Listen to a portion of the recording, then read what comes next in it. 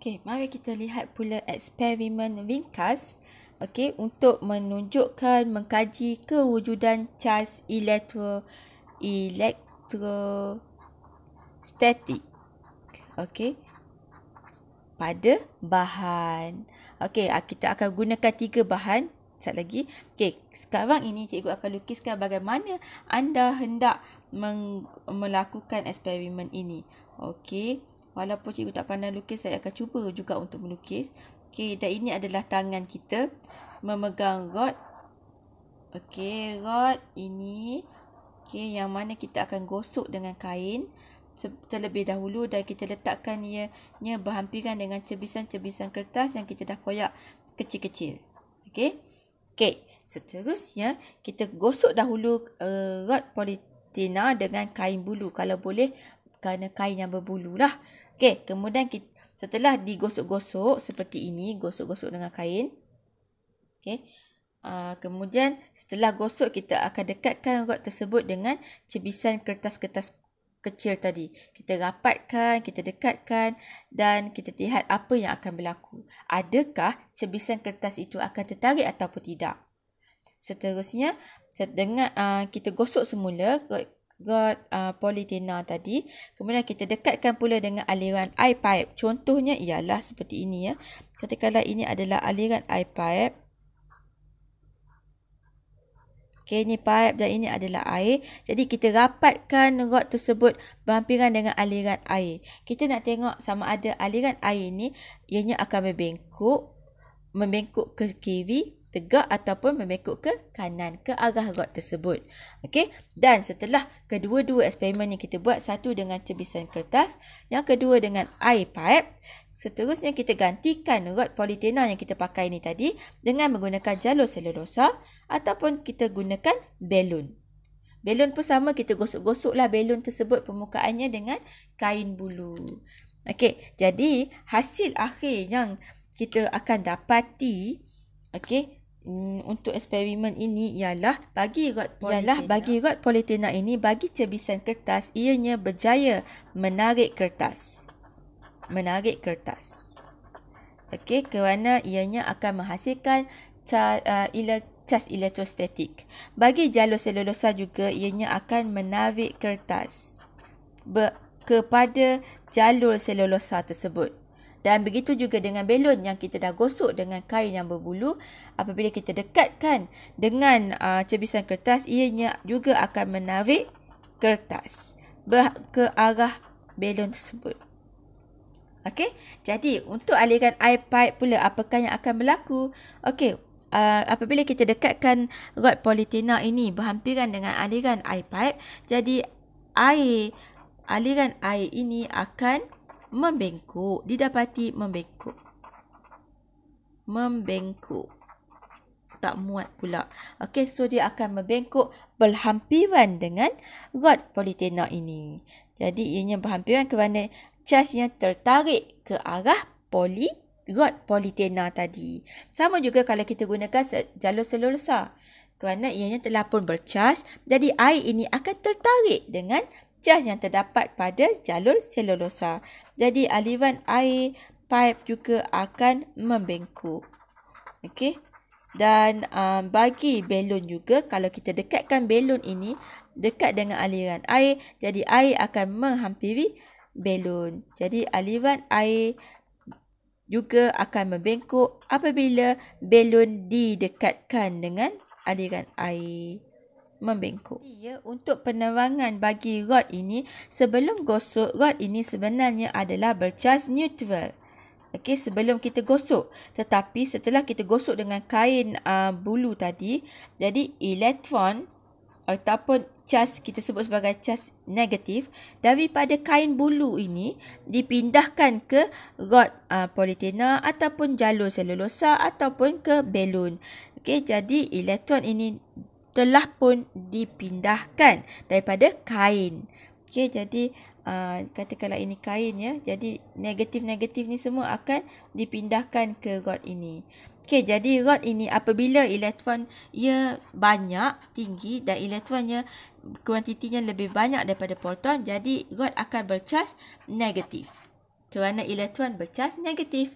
Okey, jadi apabila telah pun bercas negatif, elektron yang banyak pada rod itu akan menarik cas positif pula pada kertas, yang mana akan cuba menarik kertas-kertas ini supaya melekat pada rod polietena, pada jalur selulosa dan juga pada belon.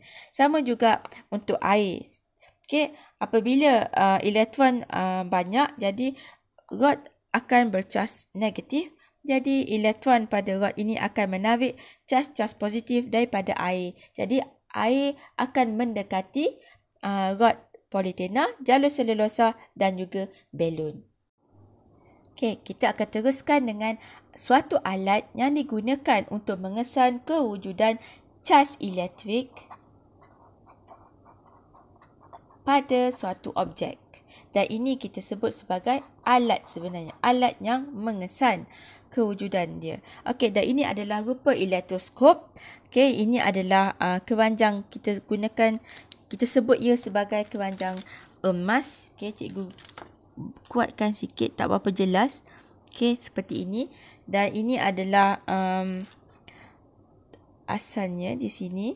Okey, dan ini adalah cepel logam yang mana kita akan sentuhkan objek yang telah pun bercas hampir dengan cepel logam ini. Kemudian di bawahnya ada penebat dan bersambung dengan keranjang emas. Okey, kita nak lihat ya, sebenarnya keranjang emas ni sama ada ianya mendekati tengah ataupun dianya mencapah. Mencapah bermaksud ni adalah yang logam yang bersambung dengan cepel logam, dan bercapah bermaksud keranjang emas ini bergerak ke sini. Okey, mari kita lihat 3 keadaan elektroskop. Okey, kita mulakan dengan di sini ya. Kalau kita lihat gambar wajah di sini, fokuskan di sini ya. Okey, kita dapat lihat elektroskop ini adalah bercas neutral. Kenapa cikgu cakap bercas neutral ya? Kalau anda dapat lihat di sini ya, cas positif dan cas negatif dia adalah mempunyai kuantiti yang sama banyak. Ini bermaksud proton dan elektron dia adalah sama kuantitinya. Okey, dan apabila bercas positif, jadi bercas neutral, jadi kita letakkan satu rod neutral juga yang mempunyai positif dan negatif yang sama banyak berhampiran dengan cepel logam tadi. Di sini ya, cepel logam. Jadi kita dekatkanlah berhampiran dengan cepel logam tersebut. Jadi apa yang kita akan dapati, keranjang emas ini adalah tidak mencapah. Okey, jadi cikgu tulis kat sini tidak mencapah. Okey, kenapa ya? Kerana cas positif dan cas negatif, cikgu bulatkan di sini supaya nampak jelas. Okey, tertarik antara satu sama lain. Okey, jadi apabila saling tertarik antara satu sama lain, jadi ianya tidak akan mencapah.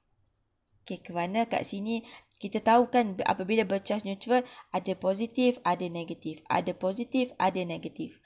Di sini dekat besi ini adalah keranjang emas. Dekat besi sebelah keranjang emas pun ada positif, ada negatif. Ada positif, ada negatif. Jadi positif pada besi ini akan menarik negatif pada keranjang emas. Sementara yang bercas negatif pada besi ini pula akan tertarik dengan positif pada keranjang emas. Jadi apabila saling tertarik, ianya tidak mencapah. Okey, berbeza pula dengan yang kedua. Okey, asalnya memang elektroskop ini bercas neutral. Tetapi kita letakkan jalur yang telah pun bercas positif. Maksudnya jalur ini kita gesek-gesekkan dengan objek yang lain sehinggalah elektron daripadanya terkeluar dan ianya menjadi cas positif, iaitu mempunyai proton lebih banyak daripada elektron. Okey, positif lebih banyak. Jadi yang positif ini kita dekatkan dengan keranjang emas, dengan cepil logam yang bercas neutral, yang ada positif dan ada negatif. Tetapi apabila yang jalur yang bercas positif ini mendekati cepil logam, maka ianya akan menarik dan memanggil-manggil ion yang bercas negatif ke atas cepil logam ini. Jadi yang negatif semuanya akan naik ke arah cepil logam kerana tertarik dengan jalur bercas positif ini. Jadi apabila majoriti elektron bergerak ke atas, jadi yang tinggal di bahagian bawah hanyalah bercas positif, iaitu proton. Jadi proton saja yang kita boleh lihat di sini. Jadi apabila positif dengan positif, ianya akan saling menolak antara satu sama lain. Positif pada keranjang emas ini akan mahu bergerak ke arah yang bertentangan dengan positif pada besi ini. Besi tengah cepil tadi. Jadi apabila saling menolak, macam cikgu cakap tadilah, positif akan menjauhi dengan positif yang lain.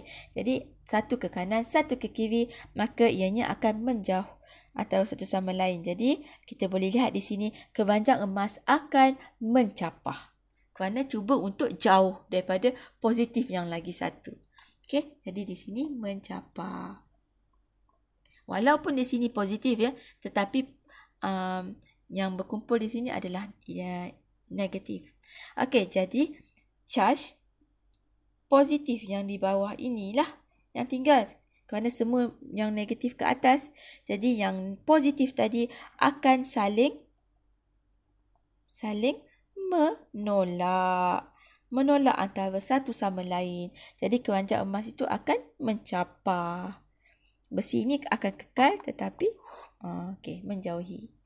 Okey, begitu juga kalau kita gunakan jalur bercas negatif. Okey, pada permulaannya elektroskop ni bercas neutral. Ada banyak positif, negatif. Positif, negatif. Di bawah pun sama, positif, negatif, positif, negatif. Sama. Tetapi apabila kita dekatkan jalur yang bercas negatif berhampiran dengan cepil logam, maka yang akan tertarik ke arah jalur ini yang bercas negatif ini adalah yang positif lah. Positif yang akan bergerak ke atas ke cepil logam untuk mendekati jalur negatif ini. Jadi yang tinggal yang banyak di bawah, di besi bawah, di bahagian bawah dan di keranjang emas adalah negatif. Negatif adalah lebih banyak. Walaupun masih kekal ada proton. Ya, tetap ada proton. Tetapi elektron adalah lebih banyak. Okey, jadi kat sini cikgu tulis elektron lebih banyak lah. Okey, jadi apabila elektron lebih banyak, elektron di belah kiri ini akan saling menolak dengan elektron di sebelah kanan ini. Jadi yang ke kanan akan mahu bergerak ke kanan, yang ke belah kiri ini akan mahu bergerak ke belah kiri. Jadi saling menolak kerana ianya sama charge. Negatif dengan negatif tak mahu bersama-sama. Jadi keranjang emas akan mencapah. Dan charge negatif yang banyak berada dekat bawah ini akan saling menolak antara satu sama lain. Disebabkan itu, keranjang emas akan naik ke atas, bergerak menjauhi, yang akan kita sebut sebagai mencapah. Jadi, kita dapat lihat di sini apabila semakin jauh keranjang emas itu mencapah, maka kita boleh simpulkan bahawa semakin banyak sebenarnya kuantiti charge elektrostatik yang terkumpul. Kalaulah yang bercas negatif ini tidak cukup kuat, mungkin masih ada lagi banyak positif, maka pencapahan keranjang emas ini sebenarnya akan sedikit berkurang. Mungkin dia akan berada di sini sahaja. Okey, tapi kalau mencapah yang terlalu tinggi, maka kita dapat tengok sebenarnya charge ini terlalu negatif ataupun mungkin charge ini terlalu positif. Okey, kuantiti charge dia terlalu banyak. Mari kita pelajari tentang aplikasi elektrostatik dalam kehidupan harian ataupun fenomena dan contoh-contoh. Okey, contoh-contoh elektrostatik dalam kehidupan harian. Okay, kadang-kadang kita tak aplikasi pun, tapi lebih kepada contoh-contoh dan fenomena. Okay, jadi kita lihat di sini ya, ini adalah gambar yang mana ada awan. Anda boleh nampak ada awan yang sudah besar, yang dah hujan, yang dah gelap. Okay, yang kita boleh nampak jelas di sini ya, yang positif akan berada di bahagian atas awan dan yang negatif, yang ringan, yang mudah bergerak ini berada dekat bawah awan. Okay, sebab dia nak mudah untuk bergerak, jadi dia lebih mudah untuk turun ke bawah. Okey, jadi bahagian atas awan akan bercas positif. Manakala di bahagian bawah akan bercas negatif. So, banyak elektron di bahagian bawah. Sementara proton banyak berada di bahagian atas. Jadi, charge negatif. Okey, charge negatif di bawah awan ini, di kawasan bawah ini akan tertarik dengan charge positif di bumi. Charge positif di bumi ini ada banyak dan biasanya ianya akan lebih mudah ditarik pada objek yang paling tinggi di kawasan tersebut. Kerana objek yang paling tinggi adalah yang paling hampir dengan awan. Contohnya konduktor kilat pada atas bangunan yang tinggi, dan kalau di atas padang, di kawasan yang padang, tidak ada apa yang tinggi kecuali pokok. Jadi pokok itu adalah objek yang paling tinggi dan agak berbahayalah kerana kilat boleh sambar pada bila-bila masa untuk memindahkan charge. Jadi apabila charge negatif ini di awan ini tertarik dengan charge positif di bumi, contohnya pada konduktor kilat ini ya, yang bercas positif. Jadi positif ini banyak berkumpul di hujung konduktor kilat kerana ianya tertarik dengan negatif yang banyak pada awan. Okey, jadi konduktor bangunan tinggi yang dinekapi dengan kita sebut sebagai konduktor kilat. Awak boleh lihat ya, setengah rumah juga dilengkapi dengan konduktor kilat ini. Okey, akan menghantar cas elektrik daripada kilat ke bumi. Okey, dan sebenarnya itu adalah fungsi konduktor kilat. Setelah berlakunya kilat. Okey, jadi kilat akan berlaku apabila elektron ini terlalu tertarik, terlalu bergerak dengan cepat kerana tertarik dengan ion-ion positif ataupun cas-cas positif yang jadi cas-cas negatif yang ada banyak pada awan di bahagian bawah ini akan mula tertarik dan terus bergerak ke arah cas positif yang berkumpul di hujung konduktor kilat ini. Okey, jadi ianya akan menghasilkan kilat dan pergerakan cas negatif yang banyak ke arah cas positif di konduktor kilat itu akan menghasilkan bunyi kerana terlalu banyak, yang mana kita sebut sebagai guruh.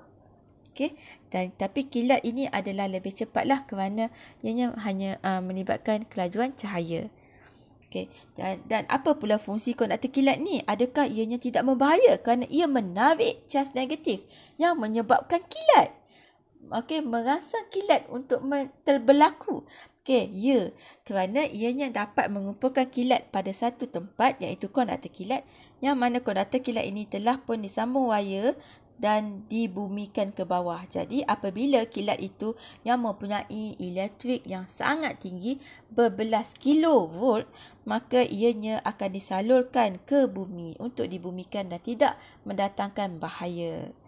Okey, dan itulah fungsi konduktor kilat yang diaplikasikan bagi menyelesaikan masalah elektrostatik ini. Okey, yang kedua pula ialah kapal terbang. Anda dapat lihat ya di sini, kapal terbang ini sedang mendarat, yang mana mendarat dengan menggunakan tayar lah kan. Tayarnya akan bersentuhan dengan landasan. Okey, jadi kapal terbang ni sebenarnya perlu dinyahcaskan. Okey, sebelum mendarat dan juga ketika mendarat. Okey, kerana kita hendak nyahcaskan kapal terbang ini yang telah pun terbang dengan jauh sekali dan telah pun menghasilkan cas. Jadi cas-cas sebelum mendarat, cas-cas ini akan dikumpulkan pada bahagian tayar kerana tayar yang akan bersentuhan dengan permukaan landasan atau tanah. Okey, jadi cas akan dipindahkan. Okay, charge yang berlebihan akan dipindahkan ke bumi apabila kapal terbang mendekati permukaan bumi. Jadi ianya lebih selamat. Okey, begitu juga dengan lori. Lori yang telah pun bergerak dengan tempoh yang lama, bersentuhan dengan jalan raya, mengalami geseran. Okey, jadi untuk chargekan lori tersebut supaya lori tersebut tidak ada charge.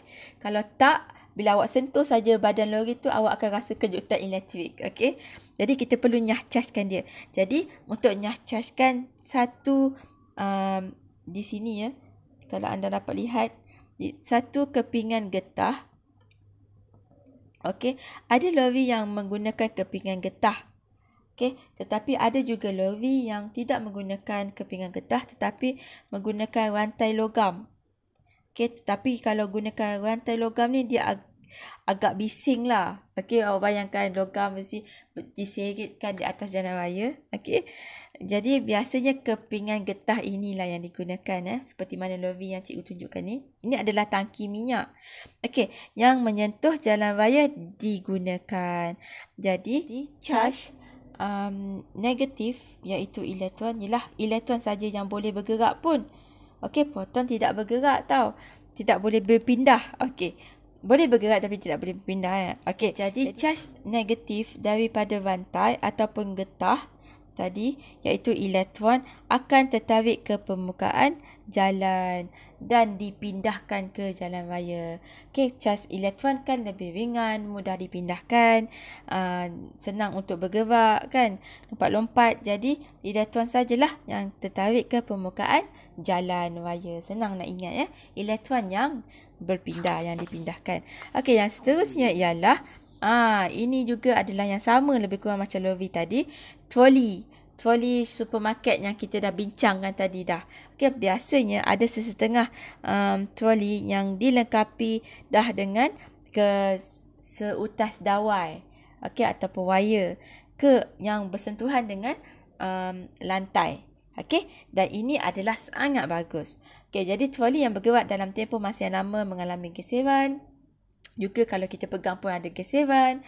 Okey, dan dia perlu dinyah-chargekan. Jadi untuk kita nyah-chargekan supaya tidak ada charge yang satu-satu charge yang berlebihan yang menyebabkan troli itu menjadi troli yang bercharge, menyebabkan rejatan elektrik, maka kita perlu menyediakan satu dawai ataupun wire yang halus pun boleh, yang tebal pun boleh, nak letak getah pun boleh, okey, yang menyentuh jalan raya ataupun kita tak pakai jalan raya lah.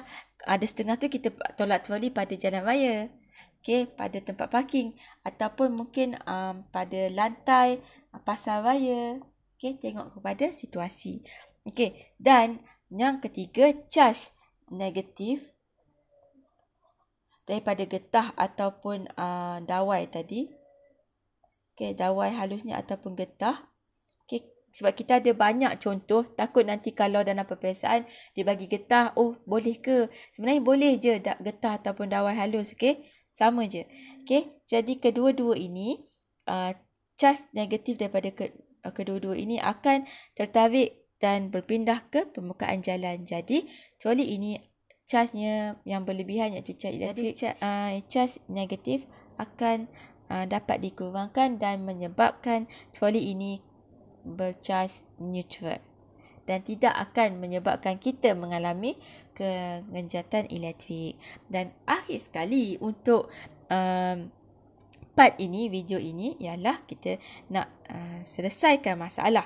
Selalunya masalah timbul yang berkaitan dengan elektrostatik di dalam rumah kita ialah skrin televisyen kita seringkali berhabuk. Termasuklah selain daripada televisyen, laptop, komputer, okey, monitor awak kan, komputer awak, PC pun sama juga. Ianya sering kali berhabuk. Kenapakah ini berlaku? Okey, ini berlaku kerana charge negatif pada habuk itu, okey, kita tahu negatif proton, elektron, negatif elektron mudah untuk bergerak-gerak, mudah untuk berpindah-pindah, melompat-lompat. Jadi pada habuk juga ianya mudah dan tertarik kerana ianya tertarik ke charge positif yang ada pada televisyen. Okey, pada skrin televisyen, pada skrin komputer awak, pada skrin laptop. Jadi penyelesaian masalahnya ialah pastikan anda menggunakan kain jenis microfiber. Okey, microfiber ataupun dalam bahasa Melayu kita sebut microgentian.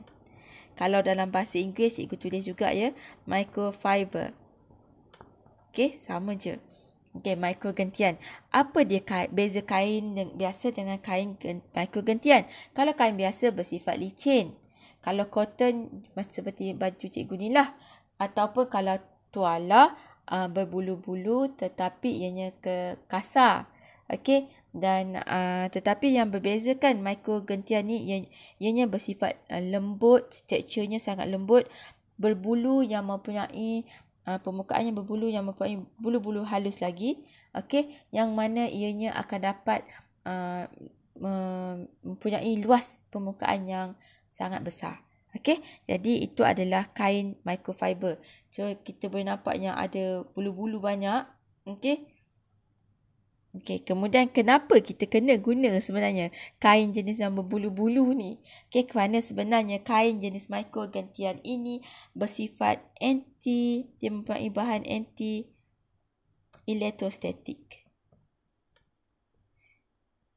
Okey, jadi ianya mudah untuk menarik cas-cas dan menjadikan alat elektrik itu tidak lagi bercas positif ataupun negatif. Dia dapat membantu menjadikan alat elektrik kita bercas neutral. Okey, jadi apabila bercas neutral, tidaklah kita boleh lihat banyak habuk di situ. Okey, dan itu sahaja untuk video kali ini. Kita telah mempelajari tentang jenis-jenis tenaga, jenis-jenis sumber tenaga. Apakah itu tenaga juga sebenarnya? Dan kita juga belajar tentang charge positif, charge negatif, adakah saling menarik ataupun menolak. Kemudian kita juga belajar tentang elektrostatik, apakah contoh-contoh elektrostatik di dalam kehidupan harian kita, bagaimanakah ianya berlaku, apakah masalah yang mungkin timbul, apakah dia penyelesaian masalah yang kita boleh gunakan untuk mengatasi masalah elektrostatik ini. Okey, itu sahaja untuk video kali ini untuk 7.1 keelektrikan part 2, iaitu kita akan lebih fokus kepada elektrik pula. Kita akan belajar dengan lebih jelas tentang arus elektrik, voltan dan juga rintangan. Okey, sehingga berjumpa lagi. Semoga bermanfaat dan jangan lupa like dan subscribe video ini dan channel ini.